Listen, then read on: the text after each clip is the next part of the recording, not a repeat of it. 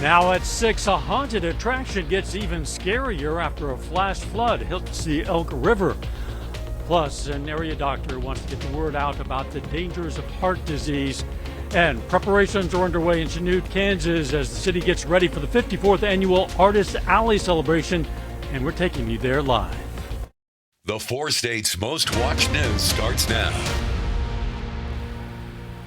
A perfect weekend for a festival. Chanute, Kansas is preparing for tomorrow's 54th annual Artist Alley celebration. It's always held on the last Saturday in September, and it's going to feature a lot more than just art. It'll also have train and helicopter rides, a classic car cruise in, a parade, live music, a petting zoo, charity run, a parade, food, and a whole lot more. Hi, everybody. This is KOAM News at 6 live from downtown Chanute. We're going to have more on the weekend festival in just a moment, but for some of the day's top stories. A Carthage man is dead after a crash involving his pickup and a tractor trailer near Carthage. Investigators say just before 6:30 last night, a pickup pulled into the path of an 18-wheeler at Missouri's 96 and County Road 80. The pickup driver, John James of Carthage, was thrown from the vehicle and died at the scene. The driver of the semi suffered only minor injuries. Once again, we are live in beautiful downtown Chanute, Kansas, because the Artist Alley event gets underway tomorrow. Right now, the weather is warm, but otherwise nice, and I guess we can expect more of the same over the weekend. Yeah, the winds are picking up a little bit for us tonight, but besides that, it looks pretty good. Look at our temps outside right now, 85 in Carthage, 85 in Pittsburgh. Chanute, we're sitting at 88, 89 in Veneta, but clear skies, not too much is going on, and this is what we're going to see as we go through the evening and then into the weekend. Just a whole lot of what we have seen over the past couple days. Of course, we got Friday night high school football, so kicking off here right around 7, about 82 for kickoff, 75 by the time we get into the fourth quarter of most games. And it's going to stay kind of hot into the weekend, but we do have big changes moving in for us next week, so we're going to discuss that here in just a bit. All right, we'll see you in a few. Doug, thanks. And now, last weekend's rain might have turned the Elk River into a haunted one for some unadvised visitors. Because of the flash flood that hit the campground where the Elk River Haunted Float is hosted, about 6 mannequins got lost in the water and might still be floating somewhere out in that river. KOAM's Fernandez Silva has that story. The Elk River Haunted Float in Pineville is supposed to be scary for its visitors, but their guests might not be the only ones getting to feel their skin crawl in the river. The owners of the haunted adventure estimate that about 12 arms, 6 torsos, and 8 legs are somewhere down the river. All the body parts belong to the attraction's mannequins, which were dragged to the water when the river floated because of heavy rain. We're setting up the riverside for the float part of our adventure, and we set out about 6 different mannequins and torsos and body parts for the floaters when they went through the adventure, having no idea that this cliff behind me that is 6 or 8 feet down would ever be covered in water that night. The McDonough County Sheriff's Office said that they haven't received any calls about pieces of bodies floating in the river. Captain Chris Allison advised people to call 911 if they see something out of ordinary. We would rather them just call us, and we will determine,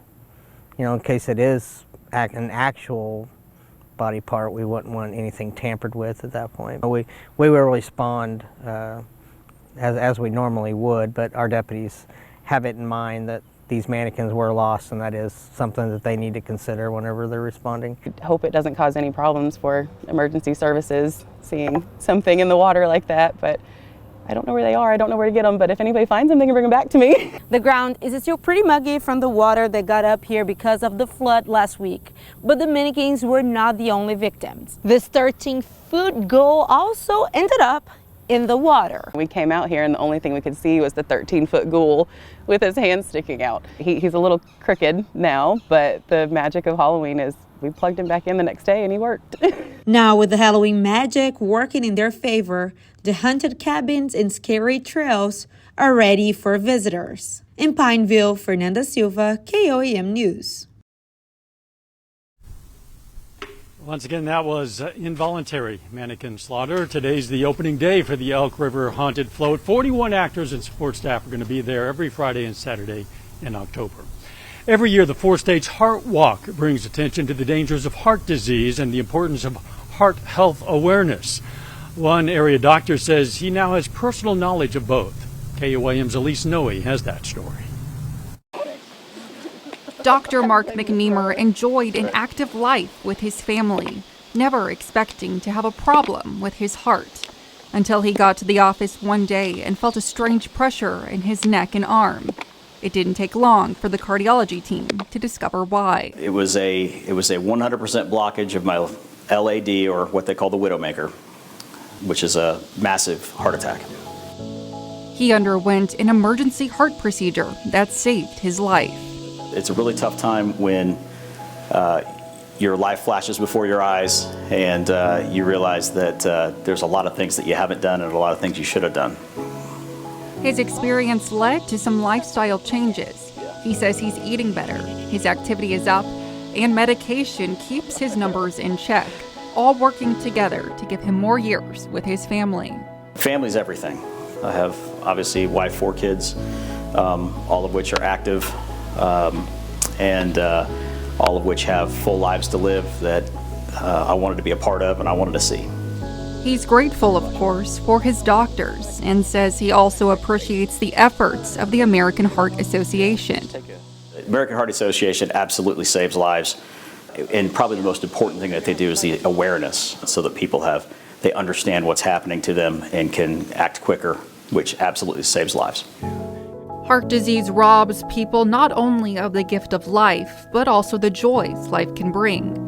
Yeah, an example of that, of seeing those lives live out. My oldest daughter is expecting twins, and knowing that I get to be a part of that and not miss out on that is incredibly exciting and rewarding for me.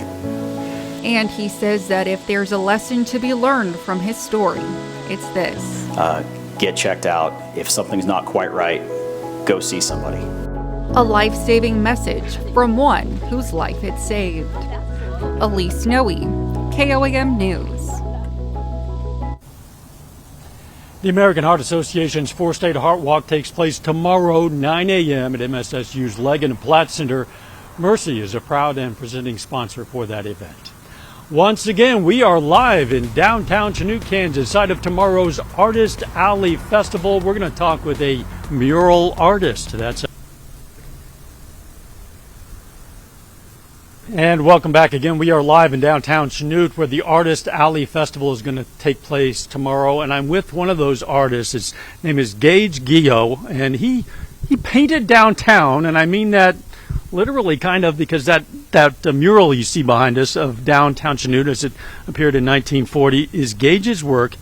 Gage, when I met you this afternoon, I was struck, first of all, by your age. You're 19 years old. And you've been doing this for a couple of years. How did you get started in mural painting? Well, actually, I've been a sports guy my whole life, and I suffered a few injuries that made sports not possible anymore. And I had to make a decision, and I luckily got the opportunity to work with an artist who's been doing it for over 15 years. And I've worked on about a dozen or so murals with him, and we came to the consensus that I was probably ready to start off in my own career. You obviously have a great talent, and it's put to great use here. This is downtown as it would have appeared in 1940. I look at this mural and I look at downtown and I can see the various buildings, but they're a different color in the mural and the signs are different because this is the way it would have appeared back in 1940. How did you determine and figure out all of this? Well, it was super complicated. I had to make a lot of decisions on my own, because the reference they gave me was a painting from 1940 and a picture of that, so it was super pixelated and blurry, so it took a lot of work to even just find out what the sign said. You did some research. It's a beautiful result, and you're going to be finishing up tomorrow. People can come out here and see you finish it up live. It'll be a bit of a memento for them. Gage Gio, work well done. Thank you so much. Thank you. Doug's up next with his complete forecast. Stay with us.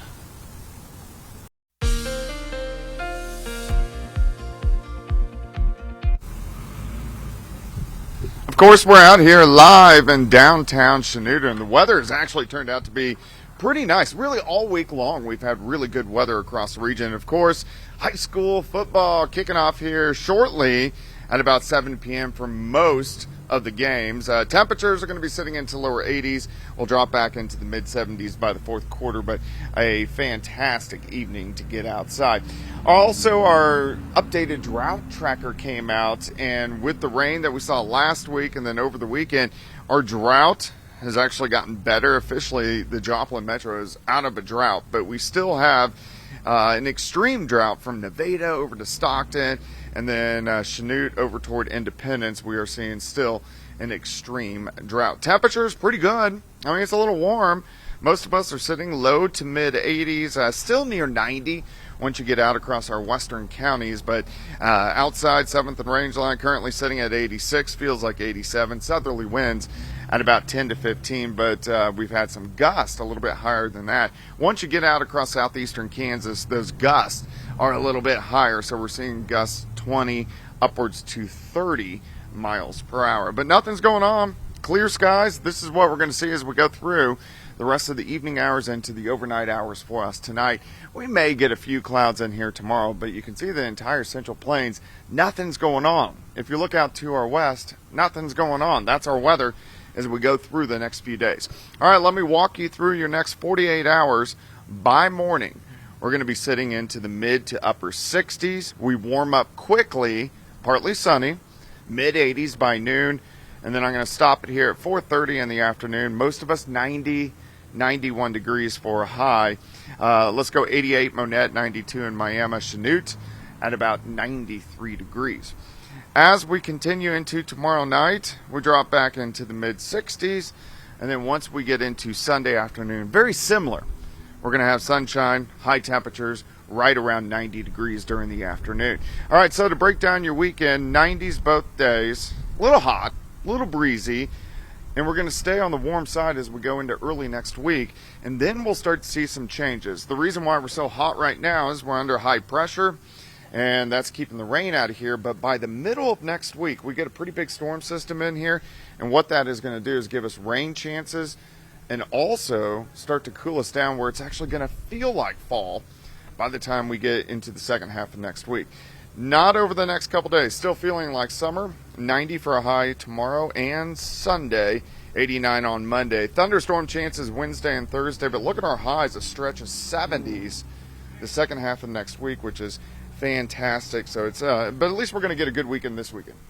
A beautiful weekend, and yeah, fall weather right around the corner. Not bad. Also right around the corner, in fact, coming up after this break, John Dales is at Riverton High School. He's going to talk with the head coach of the Rams. That's next.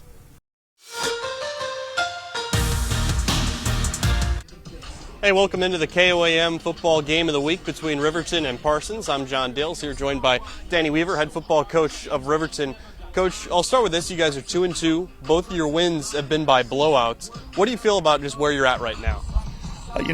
We've been trying to focus on us getting better at what we do. We play a really tough non-conference schedule, non-district schedule, so we feel like that's going to help us at the end. We're just trying to learn to come out and compete hard every night and see what happens when we play well. And when we talked early in the season, before the season started, you said that last year, part of the reason why you guys ended with a 1-8 record is you were a good team for 3 quarters, just couldn't finish games sometimes. How do you like about how things have changed maybe this year in that aspect? I can tell you that we put in a ton more time on our conditioning and our kids in the weight room. We've been playing really well for 4 quarters, and we knew that was going to be a big factor coming into this year. Also, our guys are a year older, second year in the offense and defense, and they're excelling in places that we need them to. What do you like out of what have you seen from some of your upperclassmen leaders? Our upperclassmen are kind of toeing the rope right now. They're doing what they're supposed to be doing. They've developed over the last couple of years into those leaders, and they've been leading us for 4 games. And you got a team coming in here tonight in Parsons, unbeaten, 4-0. What kind of a challenge are they going to present for your football team? They're going to be big. They're going to be a big team. We've played against some really good teams this year. They're probably going to be the biggest team we've played against. We feel like defensively and offensively the game plans are there. If we're going to play hard for 4 quarters, we think we're going to give them everything they want and give ourselves a chance to win a football game in the 4th quarter. That being said, they're a big team. What's going to be a key to getting a win tonight? Turnovers. Turnovers are going to be the factor. if we can grab a couple turnovers, or if we can keep from having a couple turnovers, I think that's going to be a key thing down the stretch. It's warm tonight. We hope conditioning plays a factor because we feel like we're the better conditioned team, maybe, but we know where we're at conditioned. All right, Coach, I appreciate it. Thank you. All right, thank you. All right, so those are some of the storylines heading into tonight's game. Riverton comes in at 2-2. Parsons obviously 4-0. And Parsons coming into a hostile territory, it didn't faze them last week. A week ago, they went on the road to Baxter Springs. On Baxter Springs homecoming, they beat them 58-0. But again, this is a very different Riverton team than last year. A year ago, they go 1-8. They're already 2-2 so far this season. They lose big to Colgan, who's one of the best teams in the state. They played Frontenac very tough in the one loss. One of the matchups I'm looking for in this one, the skill players of Riverton, who have been really good so far this year, against the defensive backfield of Parsons. The defensive backfield, the secondary, has created a lot of turnover so far for Parsons. So kickoff at 7 o'clock at the top of the hour. We're going to have highlights tonight on 4 State Friday night at 10, and then again at 11 on Fox 14 Press Box. But until then, signing off, I'm John Dales, and we'll be back right after this. Here's a look at what's coming up on KOAM News at 9 on Fox 14. We're going to check out the Fall Art Walk hosted by the Pittsburgh Arts Council. Plus, international students at Pittsburgh State University give people a chance to explore the world at Global Fest, and how the rapid melting of glaciers is threatening penguin populations. Those stories and a lot more, of course, it's all coming up tonight on KOAM News at 9 on Fox 14. Once again, Doug Heddy and I are in beautiful downtown Chanute, Kansas, because the festival that's going to be going on here tomorrow, Artist Alley. It's a one-day event that has all kinds of things going on. There's going to be helicopter rides. There's going to be a train ride. There's a petting zoo. There's going to be live music. There's going to be all food, of course. Oh, of course. You gotta Every have festival food. has food, Yeah. and it's going to be nice weather. It is. Temperatures are going to be pretty good. Of course, we got high school football tonight, so if you guys are heading out to a game here shortly, temperatures are going to be dropping back through the 80s into the 70s. Let's go 90 tomorrow. Let's go 90 on Sunday. So it's going to be a little bit hot, but bearable, of course. And then as we go through next week, we start warm, but then we get thunderstorms Wednesday and Thursday, which we need. We need the rain again. And then we drop into the 70s, so it's actually going to feel like fall a week from tonight, which is fantastic. And in fact, the overnights, we're talking like into Down in the the upper 40s. upper 40s. I know, isn't that crazy? The trees, if they haven't started Yeah, turning yet, are they're going to gonna be start. turning very soon. Yes, they They'll be will. triggered. Thanks for joining us here live at Chanute, Kansas. We'll see you at 10. Let's make it a great evening.